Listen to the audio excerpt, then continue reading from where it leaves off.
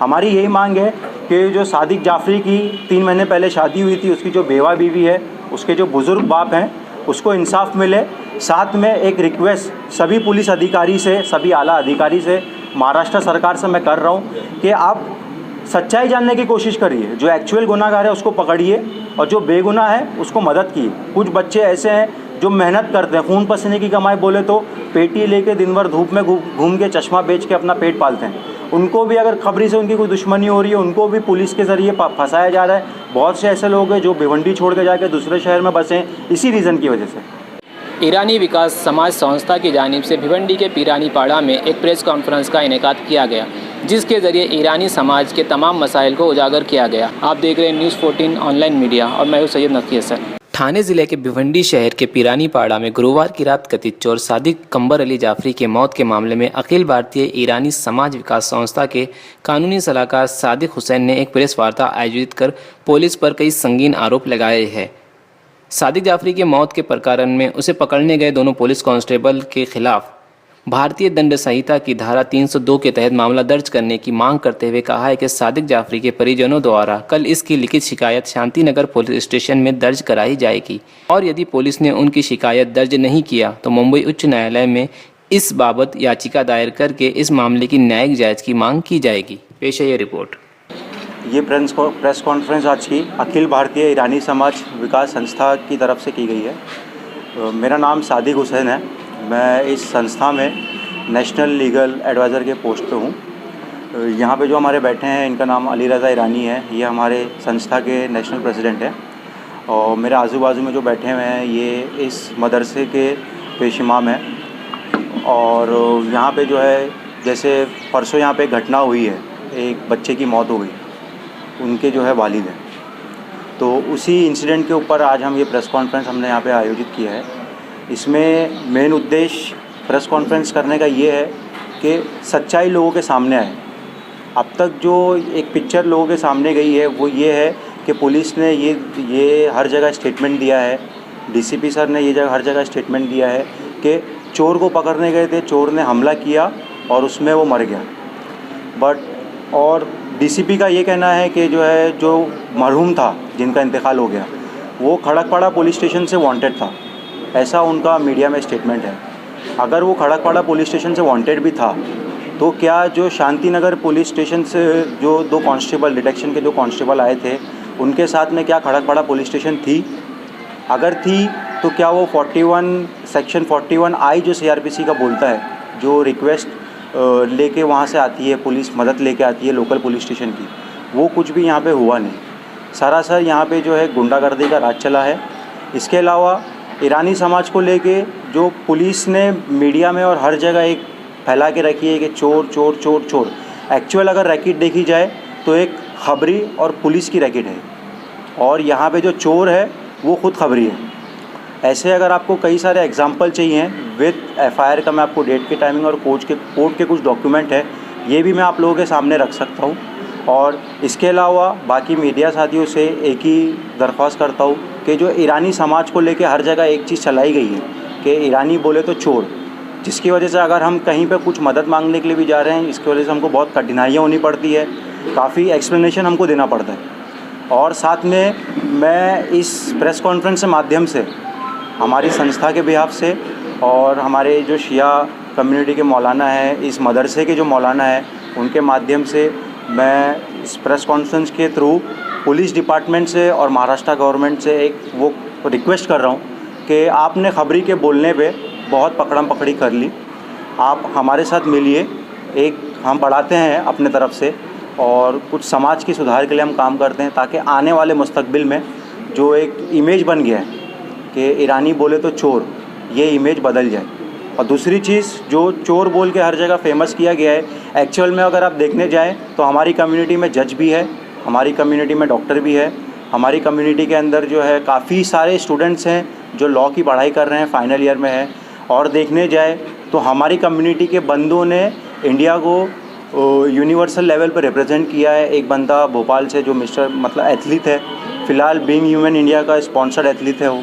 और ऐसी काफ़ी सारी चीज़ें हैं। बट पुलिस ने एक ही चीज़ हाईलाइट की है, अगर क्राइम बोले तो हर कम्युनिटी में, हर जात में, हर घर में होता है। हर कम्युनिटी में, हर जात में 2 फेस होता है, पॉजिटिव नेगेटिव।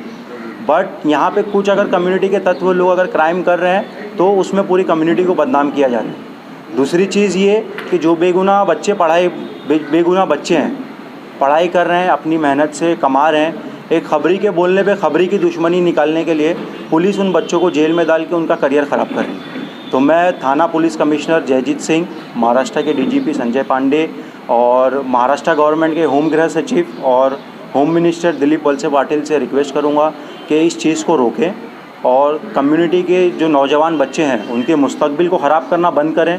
ख़ास करके ये प्रैक्टिस जो हो रही है वो थाना सिटी पुलिस में हो रही है। आप ज़्यादातर, मैं आपको एग्जांपल ऑफ एफआईआर दिखा सकता हूँ थाना सिटी पुलिस की, जो एक खबरी के बोलने पे बेगुनाह बच्चों को घर से उठा के लेके गए, चेन स्नैचिंग के केस डाल दिया, उनके रिकॉर्ड बना दिए, बाद में ऐसा रिकॉर्ड बना दिया कि MCOC डाल दिया। जिस बच्चे के ऊपर कभी चोरी का केस नहीं है उसको ऑलरेडी MCOC में वांटेड में डाल दिया। ऐसे काफ़ी सारे एग्जांपल हैं। एक 326 का केस है, उस बच्चे के ऊपर चेन स्नैचिंग गैंग का मेंबर बना के उसको MCOC में डाल दिया। की रिपोर्ट के बाद हम फिलहाल FMT रिपोर्ट के लिए वेट कर रहे हैं। FMT रिपोर्ट आएगी, उसके आगे प्रोसीडिंग करेंगे। बट एज़ पर लॉ देखा जाए, कल हम शांतिनगर पुलिस स्टेशन में अपना जो आवेदन है वो देने वाले हैं। आवेदन देने के बाद हमारी दरख्वास्त रहेगी, जो सुप्रीम कोर्ट का डायरेक्शन है ललिता कुमारी केस में 48 आवर्स के अंदर वो FIR रजिस्टर करें। It is a enquiry to subject. यहाँ पे जो एक ऑफिशियली इंक्वायरी जैसे होती है वैसी होनी चाहिए। जो ऑफिसर उसमें इन्वॉल्व है, पुलिस कांस्टेबल उसमें इन्वॉल्व है, साथ में शांतिनगर पुलिस स्टेशन के सीनियर पुलिस इंस्पेक्टर शीतल रावत, इनको पहली फुर्सत में यहाँ से ट्रांसफ़र करना चाहिए ताकि जो इन्वेस्टिगेशन हो वो फेयर हो, इन्वेस्टिगेशन में कुछ टेम्पर ना हो। इस वजह से जो कांस्टेबल वहाँ पे प्रेजेंट थे, घटनास्थल पे प्रेजेंट थे, जिनकी वजह से ये वारदात हुई है, उनको और शांतिनगर पुलिस स्टेशन के सीनियर पुलिस इंस्पेक्टर शीतल रावत, इनको यहाँ से तत्कालीन ट्रांसफ़र किया जाए और कल जब हम आवेदन देंगे उसके बाद तुरंत FIR किया जाए। रही बात कार्रवाई की, तो PM FMT रिपोर्ट आने के बाद अगर वो कार्रवाई करते हैं तो भी हम उससे संतुष्ट हैं। बट पहला मैंडेटरी आवेदन के बाद हमारी FIR होनी चाहिए। ये जो आपने अभी कहा कि खबरी ही चोर है और चोर ही खबरी है, तो उस बात का सादिक जाफरी के प्रकरण से क्या संबंध है? इस बात का सादिक जाफरी के प्रकरण से ये संबंध है कि यहाँ पे सादिक जाफरी को खड़कपड़ा पुलिस स्टेशन में वांटेड दिखाया गया, ठीक है। वहाँ पे उसका कोई CCTV फुटेज नहीं है। वहाँ पे एक बंदा पकड़ा गया, बंदे ने नाम लिया कि नहीं लाया वो वी डोंट नो। आप अगर पुलिस मैनुअल के हिसाब से देखेंगे या कुछ कोर्ट के कुछ आदेश हैं उसके हिसाब से देखेंगे कि आरोपी से अगर पुलिस इन्वेस्टिगेशन कर रही है तो वीडियो कॉन्फ्रेंसिंग के सामने होनी चाहिए। अगर आपको चाहिए, मैं बाद में उसका जो है जजमेंट्स कॉपी, जो कोर्ट सुप्रीम कोर्ट की जजमेंट कॉपी है, मैं वो निकलवा के दे दूँगा, जहाँ पे सुप्रीम कोर्ट का आदेश है कि जो है आरोपी से अगर कोई पुलिस इन्वेस्टिगेशन कर रही है वो वीडियो कॉन्फ्रेंसिंग में होनी चाहिए, वो बाकायदा डॉक्यूमेंटेड होना चाहिए। बट यहाँ पे कुछ होता नहीं है, किसी ने भी बोल दिया, उनके इन्फॉर्मर ने बोल दिया कि इनका नाम डाल दो तो वो डाल देते हैं। और आज तक सादिक जाफरी के ऊपर जितने भी केस लगे गए, वो एक भी केस में आज तक उनको सज़ा नहीं हुई है। सिर्फ एक डाउट के बिहाफ पे उनको लेकर केस लगाया गया और सारे केस कोर्ट में पेंडिंग है और ज़मानत का बाहर दो। और हमारा ये मानना है, हमारा ये कहना है कि फ़िलहाल में उनके ऊपर कोई केस पेंडिंग नहीं था। एक केस 353 का पेंडिंग था जिसमें घर वालों ने खुद लेके जाके पुलिस के सामने उसको सरेंडर कराया। ऐसे कितने मामले दर्ज थे उनके खिलाफ? ऐसे पुलिस वाले बोल रहे हैं कि 20 थे, बट मैंने ऑफिशियली अभी तक कुछ रिकॉर्ड उसका चेक नहीं किया है। वो जैसे ही आता है आगे वाले, जब हम इस केस के रिलेटेड कुछ प्रेस कॉन्फ्रेंस लेंगे उसमें वो उजागर करेंगे। पुलिस के मुताबिक यहाँ पर सादिक जाफरी 35 केस थे उनके ऊपर और कल्याण बाजार पेड़ के फरार आरोपी थे। ऐसा पुलिस तो बहुत कुछ बोलती है, बट पुलिस के बोलने पे यकीन नहीं किया जा सकता है और दोनों तरफ की सुनवाई करनी पड़ती है। पुलिस ईरानी समाज को लेके ऐसा करती है कि हमारा काम है सिर्फ केस लगाना, तुम्हारी बेगुनाही तुम कोर्ट में साबित करो। सच्चाई जानने का ज़रा भी प्रयास नहीं करती है। मैं आपको चाहिए बहुत सारे ऐसे FIR नंबर एग्जांपल दे सकता हूँ, कलवा पुलिस स्टेशन के, बदलापुर पुलिस स्टेशन के, जहाँ पे बेगुनाह बच्चा है, बच्चा कहीं और बैठा हुआ है, उसका प्रूफ है कि वो डेट और टाइम को बंदा वहाँ पे बैठा हुआ था, उसको वहाँ पे एब्सकॉन्डिंग डाल दिया गया। कलवा पुलिस स्टेशन के ऐसे FIR दिखा सकता हूँ कि बंदे को घर से उठा के लेके गए थाने सिटी पुलिस के अधिकारी और उनको 392 के केसेस में डाल दिया। ऐसे करके पुलिस जो है हमारे जमात के बच्चों को ज़बरदस्ती क्रिमिनल बना रही है। एक खबरी के बोलने पे खबरी की दुश्मनी पुलिस निकाल रही है। पुलिस का कहना है कि सादिक जाफरी ने पुलिस पर चाकू से हमला किया। ऐसा झूठ है। यहाँ पे जब पुलिस बॉडी लेके जा रही थी, मैंने ACP प्रशांत लोढ़े से 2 रिक्वेस्ट की थी। फर्स्ट, आप PM जो है JJ हॉस्पिटल में कराओ। दूसरा, मैंने रिक्वेस्ट किया था कि आप यहाँ से बॉडी लेके जा रहे हो उसका पंचनामा बनाओ।